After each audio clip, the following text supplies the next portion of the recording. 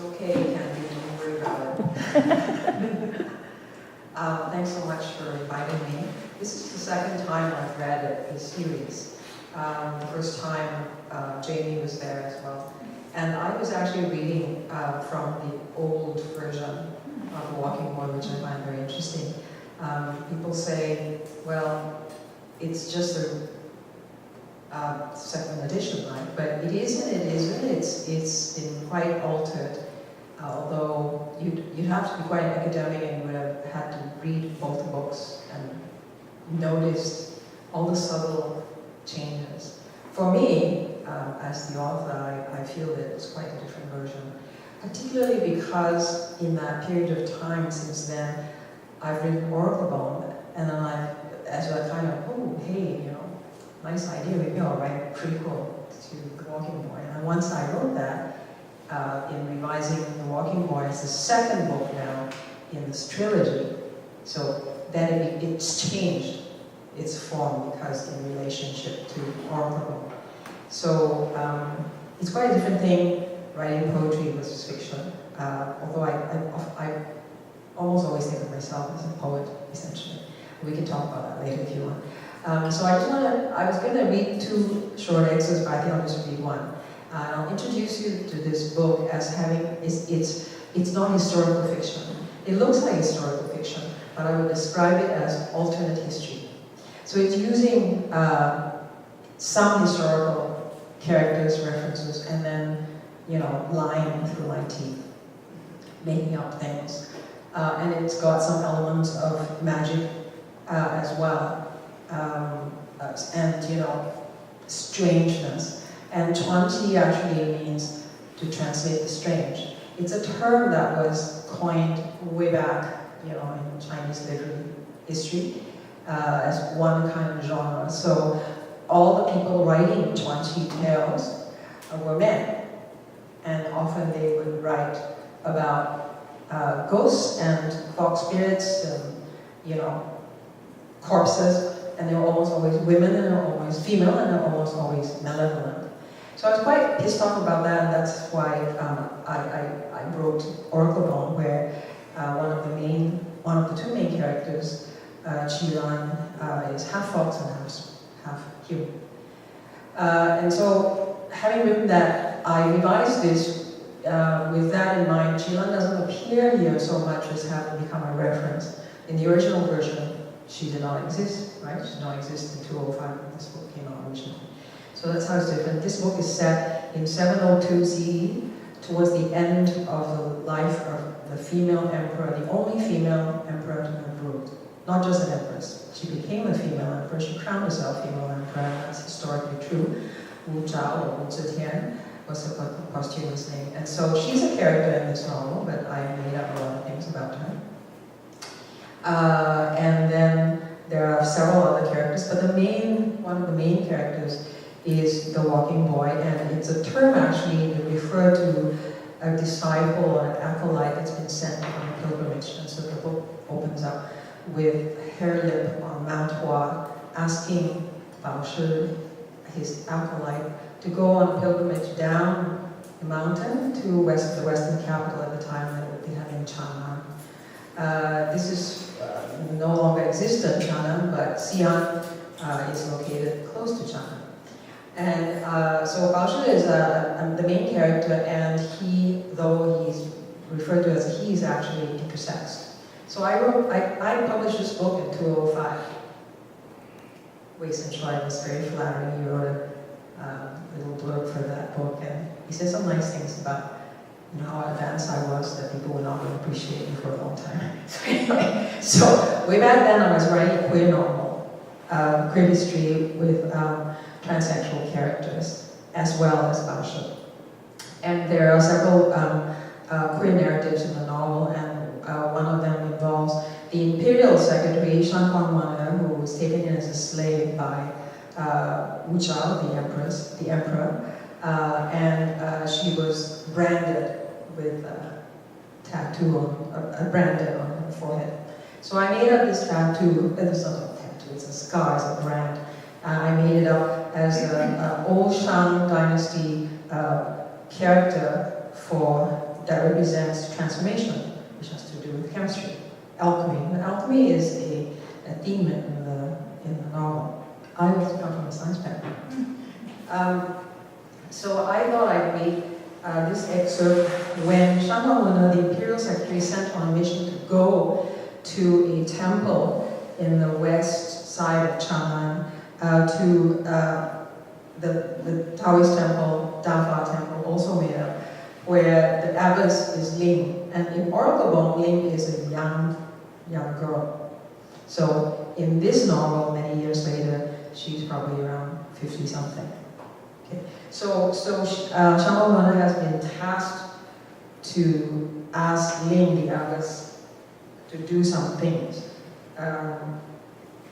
One was the conventional thing of getting some potions for her to do with alchemy. But the other one was something very specific, which I will read about to you.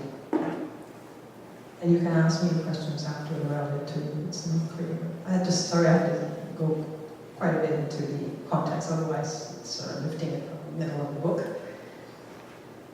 The abbess murmurs as if intimately addressing her brush soaked with ink. When there are secrets, mysteries definitely abound, whereas mysteries are not necessarily tinged with secrets. One stares at the tip of the large horsehair brush as the ink drips into the porcelain bowl.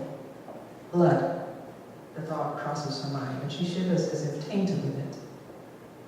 Mysteries are as varied as the stars in the heavens, but how many of these mysteries are we able to grasp with our limited minds? If we can't understand as a result of our flawed thinking, why should we impulsively conclude that such things are meant to be unknown or to remain a secret? The abbess releases herself into the movement of writing, the brush striking the paper on the low table. The image materializes on the paper, the single character Hua, done in the same calligraphic style as the scar on Mana's forehead. Mana is discomfited to see the character fully formed on paper. Two identical symbols side by side with their curved, forked shapes, reminding her of the vulnerability of two humans lying together, their long bodies and arms outstretched. But they're turned away from each other, one's head at the other's feet, as if they cannot possibly apprehend the other's perspective. Isn't that an untenable coexistence? I hope you don't take offense at my forwardness. I've made this as a welcome gift to you, as this is the first time you have come to grace us at Dafa Temple with your presence. Ling, with gaze lowered, speaks in a thoughtful, whispering voice. Today you return to my study without the cap and seeing the scar. It's impossible to ignore the disquieting challenge of that mark. Akin to the decisiveness of her brushstrokes, Ling's words fly out of her mouth with confidence. Why? Because it's so ugly? One finds her tongue loosened too. She backs away from the table where the calligraphy piece rests, as if trying to escape her own fate. Ugly? Do you think so? That isn't what I meant. Your mark is disquieting because it bears witness to the enormity of what happened, even before its existence. Your mark is a sign of the burden of others. You may have been taken in as a slave of the court, but what does that say about those who demand your unswerving allegiance? As for your opinion about the scar's ugliness, I'm saddened by your distress. A mark, indeed, is not just a mark on the skin. One's ears flush from a stinging shame. The abbess has glimpsed the raw turmoil hidden beneath her scar. How dare she be so bold? Wana clasps her hands tightly behind her back and grits her teeth for a few moments. Isn't the abbess concerned that she could report her behavior to Ni Huang? How did Ling acquire such confidence? Wana slowly relaxes her grip as she admits to herself that she finds Ling's boldness rather compelling. The way this nun behaves bears no resemblance to how New One exercises authority. You must be alarmed by my directness. Moana blushes again, feeling even more awkward. I don't know what to say, Alice. I'm being rude. I'll ponder what you've said. Thank you for the gift. As I said earlier, call me Ling. This is, she gestures to her calligraphy, a modest gesture. Let us drink some tea and sample these sweets while we discuss the secret matter. Before Wana begins, her hands pinch at the emerald green gown she has changed into and start to crinkle the fabric between her fingers. She must put aside all her feelings about the calligraphy piece and her own scar. She must turn her mind instead to carrying out her duties. How shall I describe it to you? Perhaps to preface it by acknowledging that Niwan considers you an exceptionally gifted woman as abbess of Dafa Temple. You've earned recognition as a spiritual leader who's willing to take risks. Niwan is pleased that you've allowed the camp alchemists to pursue their work on your temple grounds. Aside from your generous patronage of the alchemists, for which Niwan owes you gratitude and a substantial reward, your assistance is sought for a recent challenge faced by our sovereign. Wana pauses to take a small bite of a rice ball, its core a smooth, sweet, red bean paste. Delicious. She sips more of the tea, noticing how it tastes different from the tea served at the inner palace. Her Majesty has been troubled by bad dreams.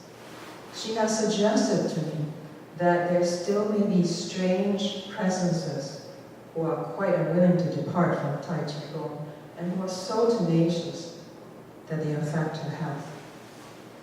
There's a special name for these creatures. Oh, 这是寄生. Those who suffer death by decapitation and who cling like parasites to the living. Wana shudders at the description. How did you know? Know what? That it was by decapitation? Then smiles unperturbed. Finishing off her rice bowl and pouring more tea into their cups, I must admit it wasn't difficult to guess whose demon souls these might be. Being aware of Wu Zhao's rise to power certainly means that I could make an educated guess as to who or what is troubling our emperor. Besides, I have records here at Dafa Temple from my predecessor, who tried to help Her Majesty. Her Majesty has been astute in choosing you. What does she wish me to do for her? This is why the request has remained secret. She requests that you act as a Fang Xiangshi, an exorcist. She wants you to conduct a private ritual on her behalf soon. I see. Ling suddenly looks sad. She rises from her seat and walks over to the window behind her writing desk, staring out for what seems like a long time. Wana stares at Ling's back. She has changed out of the ceremonial robe into a plain brown one, but the aura of mystery lingers despite the lack of embellishment, its force radiating out to Wana. When Ling turns around, the sad look is no longer there. Instead, her eyes seem to be gleaming with a renewed fire. Wana, do you understand why these Ters and Tishan are so tenacious? I suppose it's because of the extreme degree of suffering they were subjected to just before they died. Indeed, if enlightenment is achieved at the time of a person's death, the spirit, Shen, separates from the body, Shen, and the supernatural part of the spirit, Ling, will be able to leave the cycle of reincarnation and live forever. Conversely, what if a person has not only failed to attain enlightenment, but as a result of suffering tremendously at the hands of others, her spirit has also separated violently from her body. Wana shudders as she listens to Ling, and the image of a tortured woman dying very slowly in extreme pain lingers in her mind. Are you saying that the conditions under which one spirit separates from the body determine whether a Qi Shen develops? Determine? Not exactly. There are many who die violent deaths, yet only a small proportion of these transform into demon souls. So there must be some other force operating that distinguishes from the others. With those two women in the inner palace, we can safely infer that the immense anguish of that separation of their spirits from their bodies was a necessary condition for them becoming demon souls. But what has kept them here, clinging tenaciously to Nirvana, is the bitter need for revenge, the sheer force of bitterness, whispers Wanda, upset by the resonances in her life. Ling sits down behind the writing desk across from Wanda. That is indeed the unfortunate aspect of calling them demon souls, since that term suggests only their ugly, troublesome facets, the focus on the afflictions they caused the living. Yet there is a hidden aspect to them, the fact of their own misery, which lies at the heart of their perpetuating others' suffering.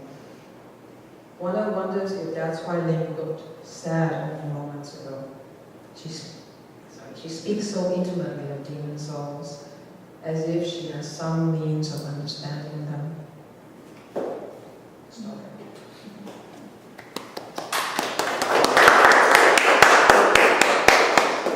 I don't know what to say about writing process, so, especially when writing fiction, of course, is very different than writing poetry, but I feel that I'm being led by some unseen forces.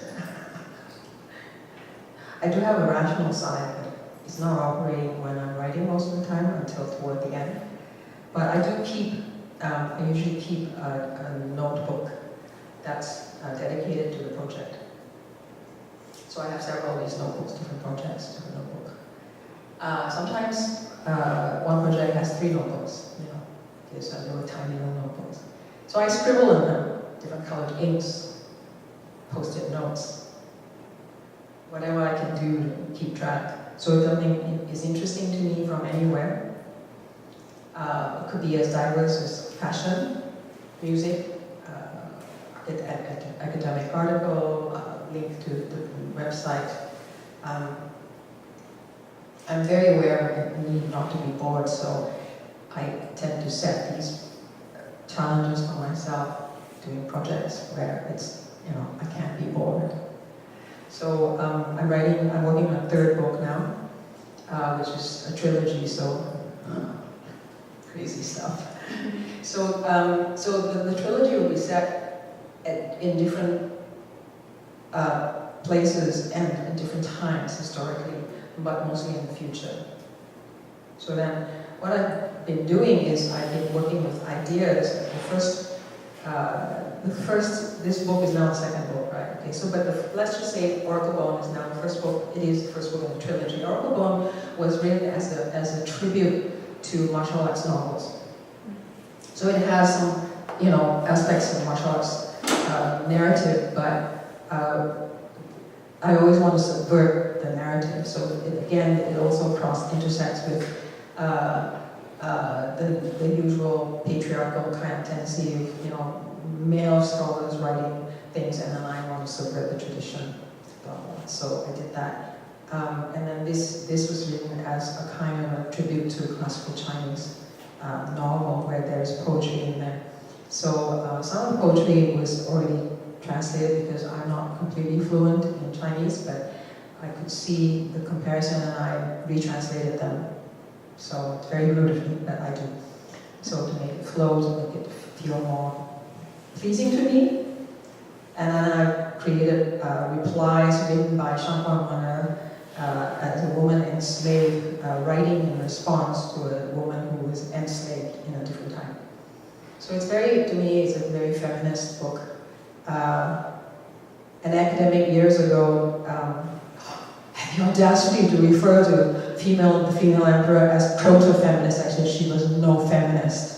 Right? So what she actually did, this woman, very complicated woman, was risen to power and had more power than a lot of men and killed a lot of people, including the 2 women that are written about it. She was actually plagued in historical accounts. There are accounts of her being plagued by these ghosts, demon souls.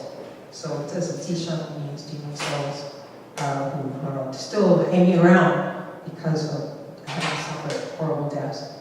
So it's really, I mean, it feels like a time and a place that is very different than where we are, and yet it's very informed by what's happening in the present.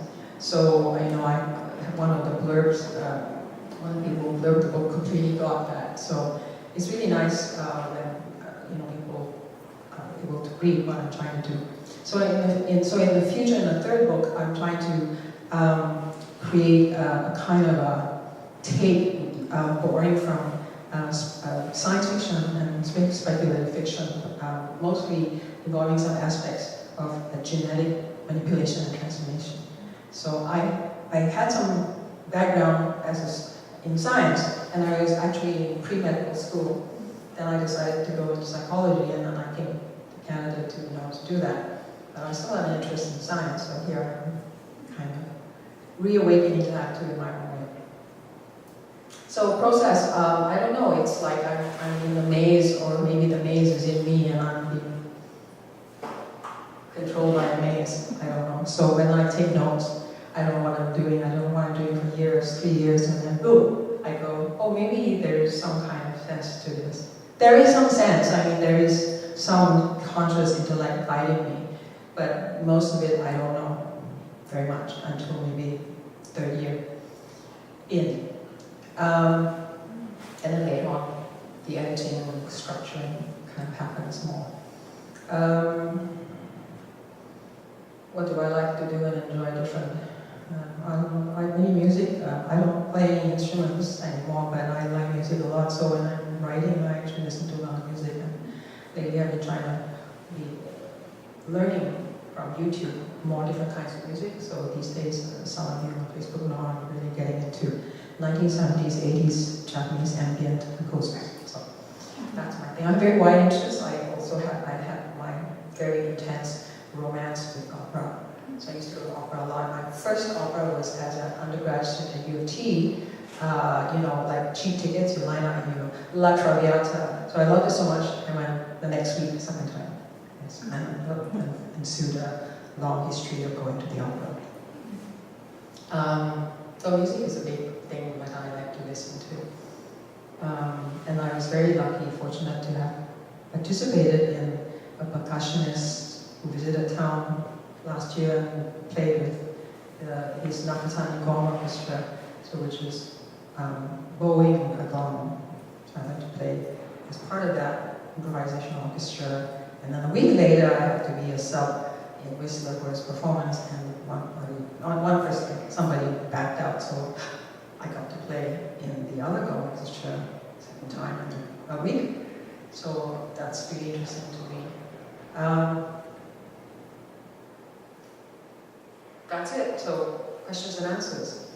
I'm not going to answer any questions. You can ask questions if you want. I have a question about fiction. I'm working on a novel right now. Do you cite sources for your, I'm also doing research as well, and so sometimes I'm picking, some little bits from science or whatever, some kind of theories, but do you quote your sources in the back of your book when you worry about that for fiction as well? Oh yeah, of course. Okay. I mean, I acknowledge sources. There are quite a few sources that I cite in that book. Okay. I do.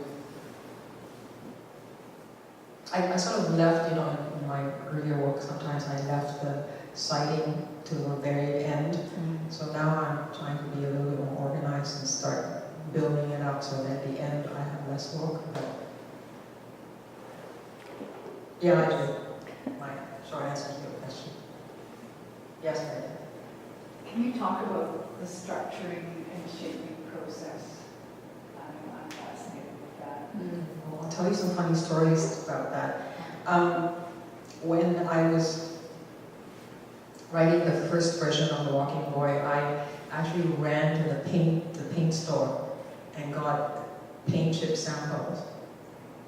And then I assigned, because there are 5 main characters, 4 main characters, 3, 4 main narratives interweaving. And my editor, Susan Safia, said, how do you do it? How do you keep that apart? I said, I don't know. Okay, but then I was just beginning, and so what I did was I assigned a color to each character.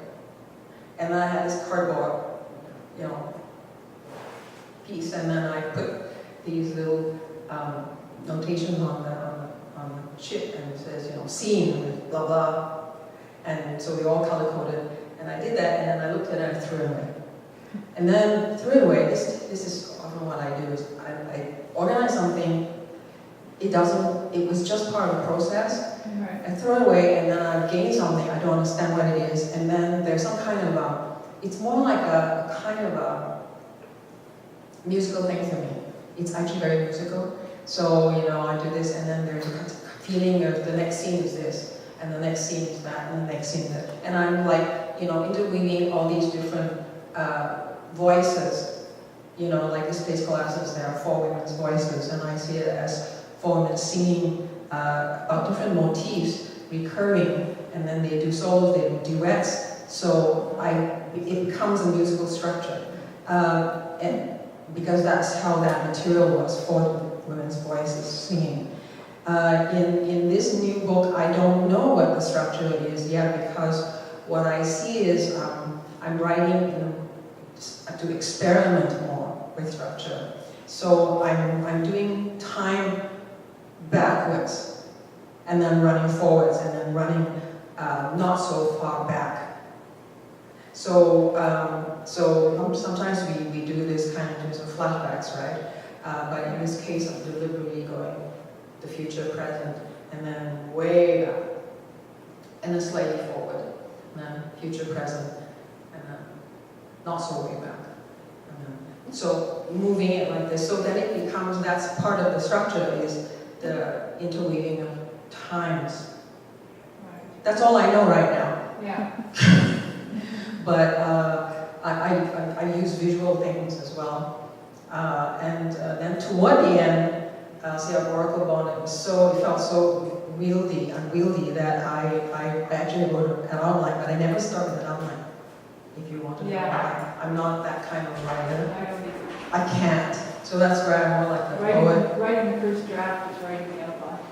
Yeah. So and I'm a visual thinker, so I see scenes, and I will write scenes, and then they may not be in the right sequence that I want eventually, but I will write them. And sometimes I will write scenes that are not really compatible, but the alternative scenes, I will just write them. Right. You know, Daphne Marlette said, the reason why you write novels, and I find it's hard to write novels, is I'm just sort of picking on every line. But to write a novel, you have to just kind of write. I said, yeah, I just write a lot of stuff, and then I throw. I've got a document called Stray Pieces, Yeah. and then I put it there, and then I've got the notebook.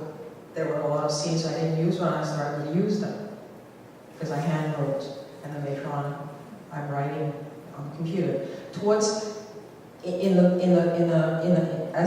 the novel evolves, it quickly shifts into writing on the computer. Right. With the notes there, and then I'm constantly revising. So I'm just writing, revising, and I'm not too precious about my own work, but I would just put it away on the street just in case I need it. Yeah. Yeah. You know, so I'm just not too precious about it. I just want to work with the movement, have movement. So that's a key thing for me. Yes, Peter. Yeah, since the way you were just talking about it, I wondered if you had considered the possibility of this work or this trilogy becoming a musical work or a song collaboration. I never thought, I don't feel that for this. I felt it for this place called Absence, the first novel. For this, I actually am drawn to, I would love to have these books made into graphic novels. Mm-hmm. Yeah. And movies, of course. I don't know who's going to star as what. But no, I haven't. But thank you. That's really cool. Nice idea. You can look for an anime author. Hmm? You can look for an anime artist. Yeah. That's really. So would you consider expanding beyond the trilogy to like, I don't know what's the 5 like novels called, like Oh, Keycones. Keycones. Keycones? I don't know if I pronounce it Quiconx. Andre Alexis wrote Keycones. He's a Oh. brilliant writer, right? Mhm. I love his work. Yeah.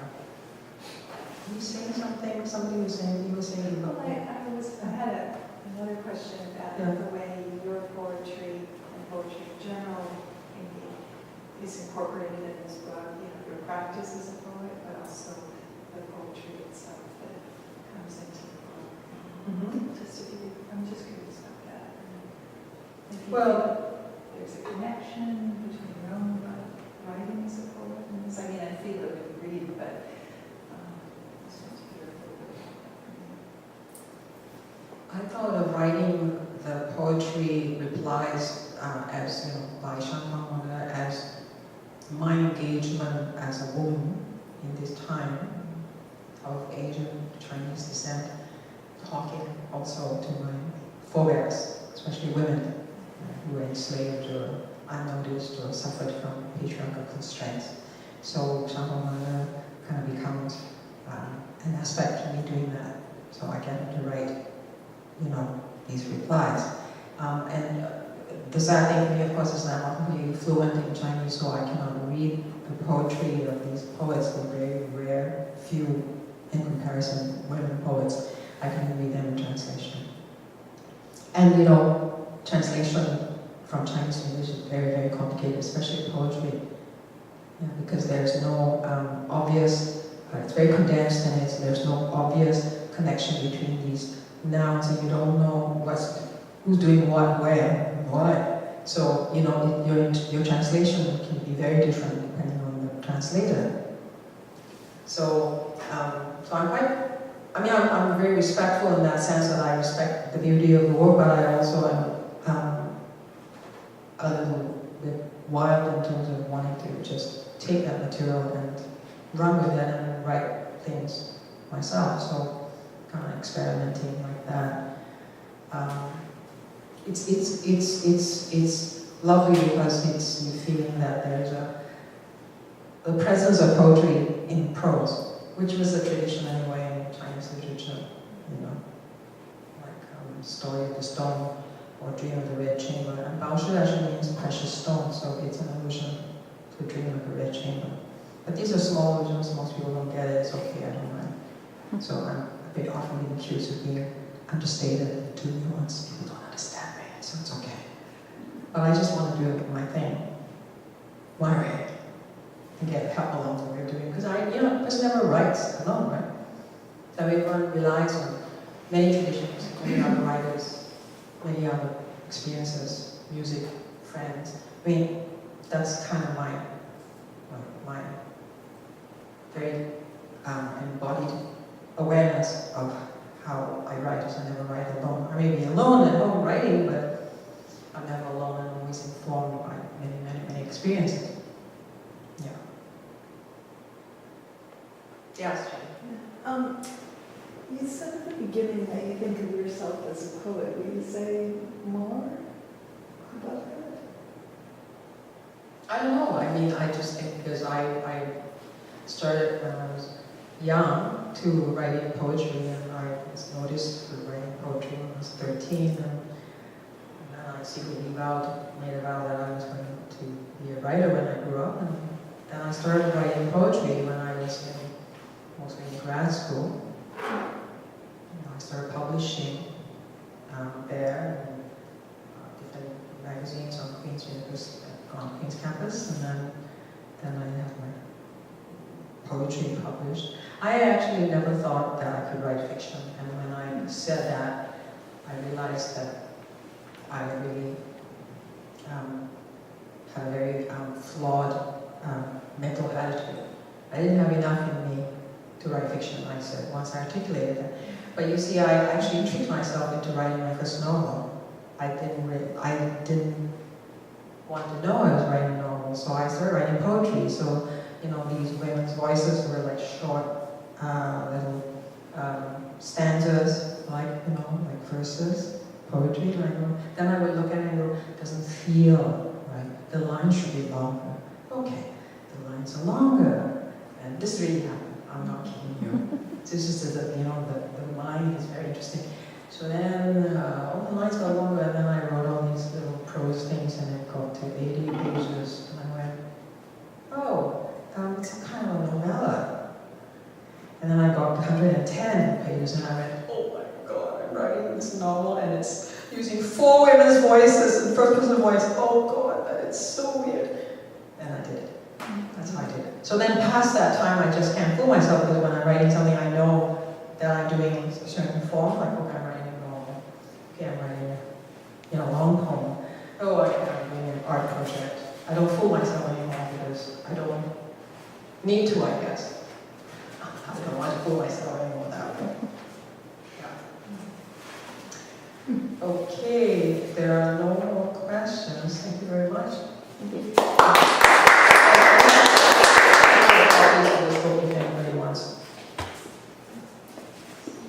Great. Thank you so much.